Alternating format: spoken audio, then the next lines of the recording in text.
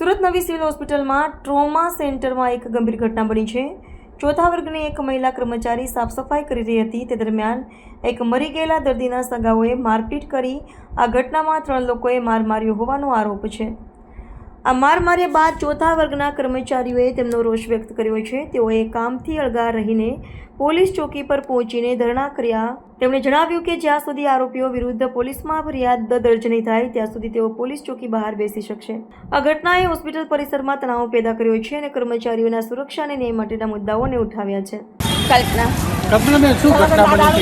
પોતું મારતી હતી। પોતું મારતા મારતામાં બીનામાં ચાલવાનું ના પાડી હતી તો એ લોકો પોતુમાં ચાલીને જતા રહ્યા। પછી પાછી બી આવ્યા તો કોઈ બીનું જ હતું તો મેં કહ્યું કે ભાઈ તમને કીધું કે પોતા મારેલામાં ના ચાલો તો પણ તમે ચાલો છો તો એ જાણી જોઈને ગાળો દેવા લાગ્યો ગંદી ગંદી। પછી 2 જણા હતા તે 2 માણસે હાથ ચલાકી કરી ને પેલો બીજો છે તે પથ્થર મારવા લાગ્યો ને એની બૈરી હતી કે કોણ હતી ખબર નહીં એણે પણ મને લાત મારી।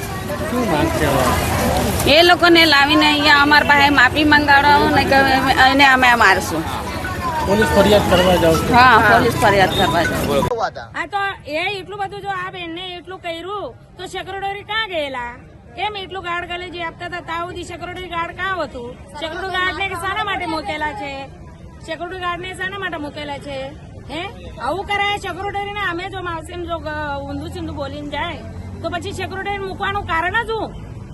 હે શું માંગ છે તમારી? આ તો અમારી માંગ એ જ છે ને જે છે એ તમે બરાબર કરો।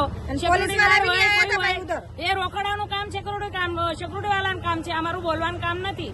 તો સેક્યુરિટી ગાર્ડ શું કરે? પછી હવારમાં અમે સફાઈ જો કરે તો સેક્યુરિટી નું ઉભું રહેવું જોઈએ ને। કોને માર્યો? આ કલ્પનાબેન ને માર્યું કેમ? પોરકલાસ વાળાને ઇજ્જત નથી, એ પેશન્ટ રિલેટિવ એને ગંદી મંદી ગાર્ડ આપી અને મારવા ઉભો રહી ગયો।